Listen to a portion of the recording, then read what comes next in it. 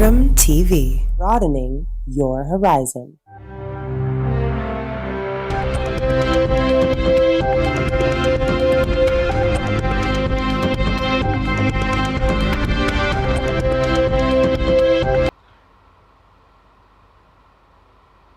Hello and welcome to Spectrum News at 4. I am Francis Edet, coming to you live from the beautiful hills of Ibiakoran. Let's take a look at the headlines. President Buhari arrived Dubai for EXPO 2020.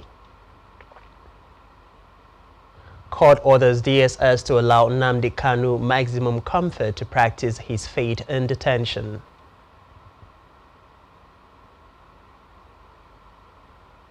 China summons Japan's envoy over former Prime Minister Abe's comments.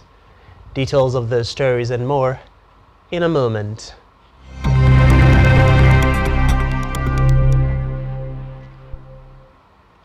We're beginning this afternoon with a report that President Muhammadu Buhari has arrived in Dubai to attend the EXPO 2020 in the United Arab Emirates. The EXPO 2020 Dubai is aimed at creating an environment for Nigerians to join over 190 countries to forge true and meaningful relationship. According to a statement by the President's spokesman, Femi Adesina, the EXPO will provide an opportunity for the Nigerian delegation to highlight significant strides in the economy in the last 6 years as a basics for making the country an important destination for foreign direct investment. Adesina added that the President will also receive in audience prospective investors as well as meet with the Highness Sheikh Mohammed bin Zayed Al Nahyan, Crown Prince of Abu Dhabi and Deputy Supreme Commander of the United Arab Emirates Armed Forces, and Sheikh Mohammed bin Rashid Al Maktoum, Vice President and Prime Minister of the United Arab Emirates and ruler of the Emirate of Dubai. In the meantime, President Muhammadu Buhari has expressed regret over the boat accident in Bakwa local government area of KANO state, in which 36 deaths were reported. In a message to sympathize with the government and people of KANO state over the incident, the President assured the state government of the support of all federal agencies in the state as rescue operations continued. To the judiciary now, where a federal high court sitting in Abuja has ordered the Department of State Services DSS to allow the leader of the proscribed hip-hop group Nnamdi Kanu to have maximum possible comfort while in their custody. The trial judge, Justice Binta Njaka, who gave the order, also ordered the DSS to allow Nnamdi Kanu to have a change of clothes, medical attention, and allow him to practice his faith. Justice Njaka also said that the matter for the day was for abridgment of time, as the issues of bail and jurisdiction of the court did not come up for determination. The judge brought further hearing of the case forward by a day, January 18, 2022, from the initial date of January 19, 2022, for a hearing of pending applications, which includes the jurisdiction of the court and competence of the charge. Meanwhile, the Attorney General of the Federation and Minister of Justice, Abubakar Malami, says the issue of pardoning the leader of the proscribed indigenous people of Biafra, Nnamdi Kanu, is premature. During a televised interview, Malami said pardon was a function of conviction in the Nigerian context and that Nnamdi Kanu had not been convicted yet. Addressing this point, the minister said the trials associated with Kanu had not been concluded, and as such, the pardon option cannot get on the table just yet.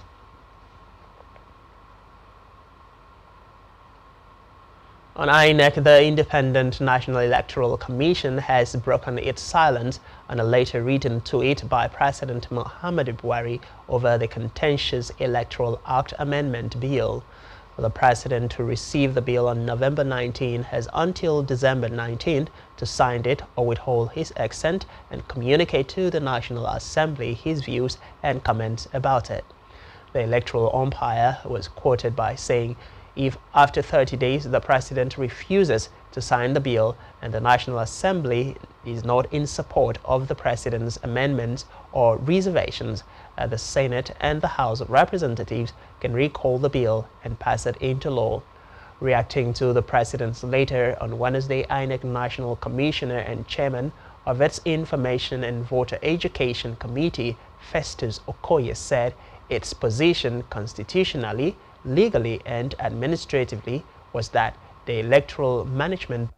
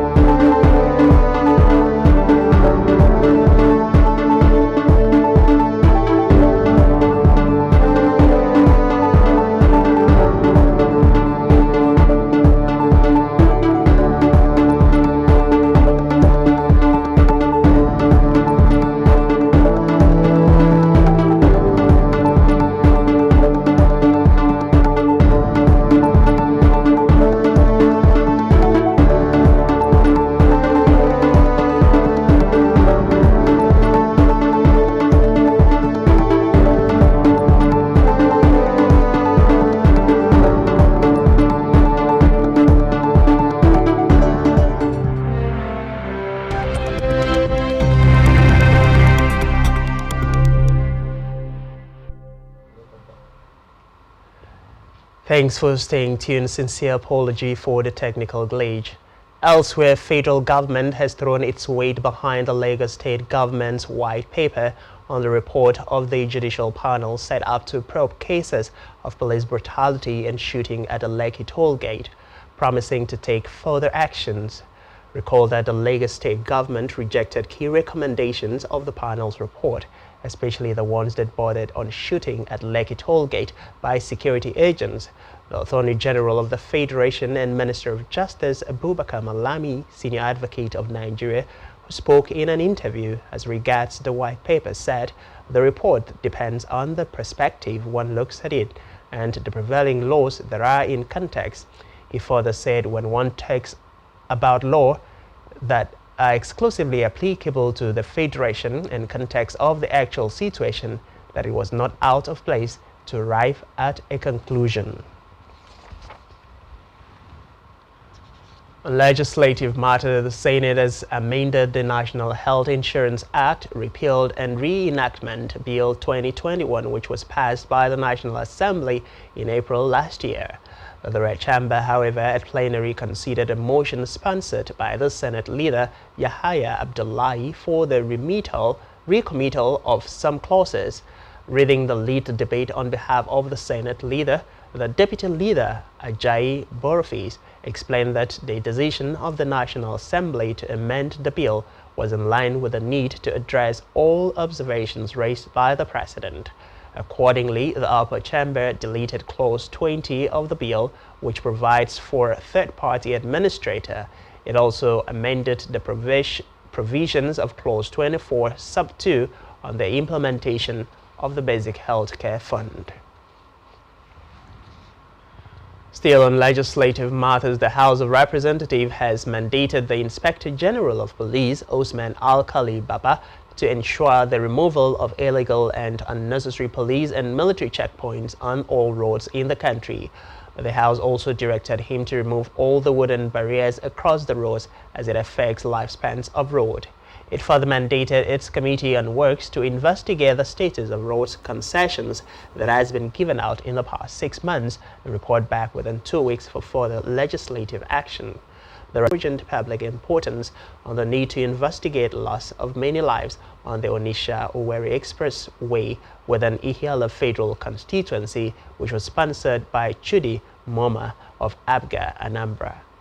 Moving the motion, Moma noted that for over 2 years, military and police checkpoints on Onitsha-Owerri Expressway in Ihiala has been operational to quell insecurity in the area.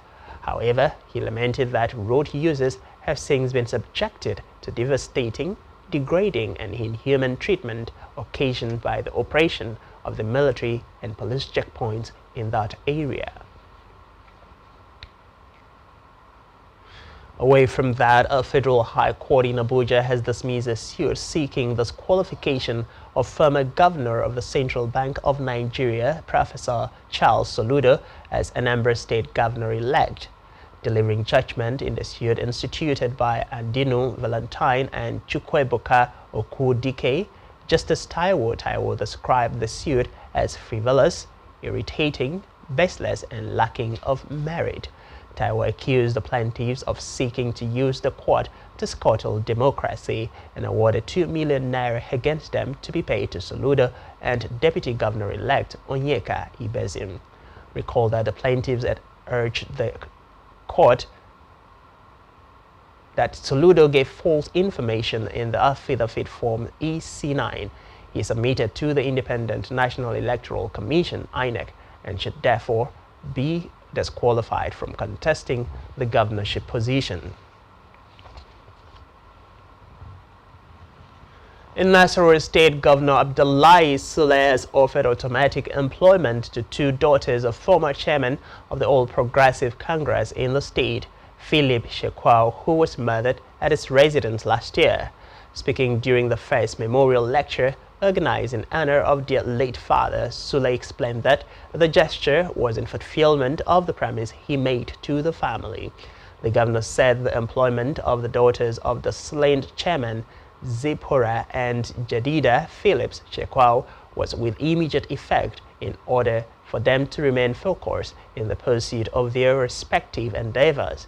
The governor appreciated the family for the unity that has existed amongst them since their father was murdered by gunmen who stormed his residence last year, and vowed to ensure that the killers were prosecuted. Back here, Akwa Ibom State Governor Udom Emmanuel has again called on the people of the state to make conscious efforts to protect themselves against contracting the dreaded coronavirus disease, especially the new variant called Omicron. The governor, who made the appeal while taking delivery of some quantities of hand sanitizers donated to the state by Saraya, Japan, said the people can protect themselves by maintaining a high level of hygiene and adhering to all non-pharmaceutical safety measures put in place by the governor. Governor Emmanuel, who thanked the Japanese firm for the donations, called on the company to site a sanitizer production facility in the state and provide other medical consumables as well as funds to manage the COVID-19 crisis in the state, while directing that the sanitizers should be shared widely, especially to government offices, hospitals, schools, and worship centers. The governors charged the Ministry of Health and other stakeholders, as well as the COVID-19 committee, to embark on effective sensitization to prevent incursion of the Omicron variant of the disease in the state. Earlier in a speech, the State Commissioner for Health, Professor Augustine Umar, had warned against selling of the hand sanitizers, saying that those caught selling the sanitizers would be dealt with. About 2 units of 40-feet containers of hand sanitizers were presented to the state government by Saraya of Japan. Meanwhile, AKWA IBOM state government has again urged residents of the state to get themselves vaccinated with coronavirus vaccine. State Commissioner for Health, Professor Augustine Umar, who made the plea, said about 91,070 persons have so far been vaccinated in the state. The commissioner, however, noted that some of those who took the vaccination have not returned for a second dose of the vaccines. Professor Umar also appealed to the people of the state to continue to observe all non-pharmaceutical COVID-19 preventive measures as put together by the government. In Africa, Ethiopian government says troops have recaptured the historical town of Lalibela from Tigerian rebels. This is the latest victory claimed by the government since Prime Minister Abiy Ahmed went to the front line last week to lead the fight back. Ethiopia's Prime Minister Abiy Ahmed, who spoke during a meeting with soldiers as he joins the battlefront against rebels group for the second time, said the enemy has been defeated, adding that the remaining task is to rout the enemy and destroy them. Meanwhile, other towns taken from the rebels included Shekwa Robert, about 220 kilometers from Addis Ababa.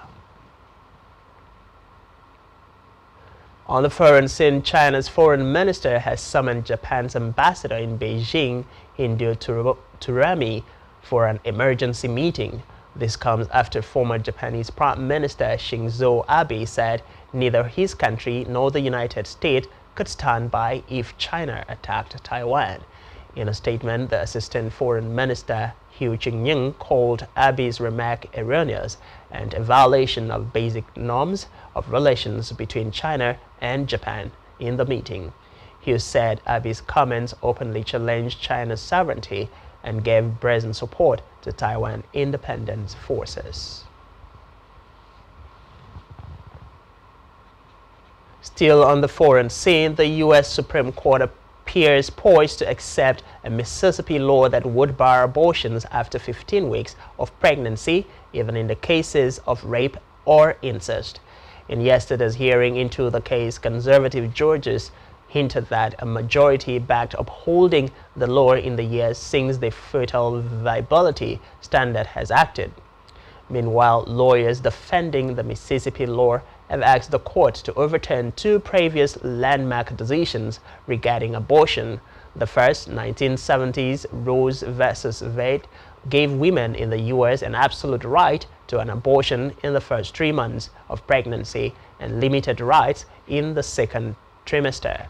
In 1992, in Planned Parenthood versus Casey, the court ruled that states could not place an undue burden on women seeking abortions before a fetus could survive outside the womb at about 24 weeks. Anti-abortion activists are urging the court to protect unborn children, but experts warn of an increase in maternal mortality if abortion is restricted. Reports say a ruling expected in June may see millions of women lose abortion access. And still to come on the news, Women's Tennis Association suspends tournaments in China over Xiao's disappearance. to stay with us.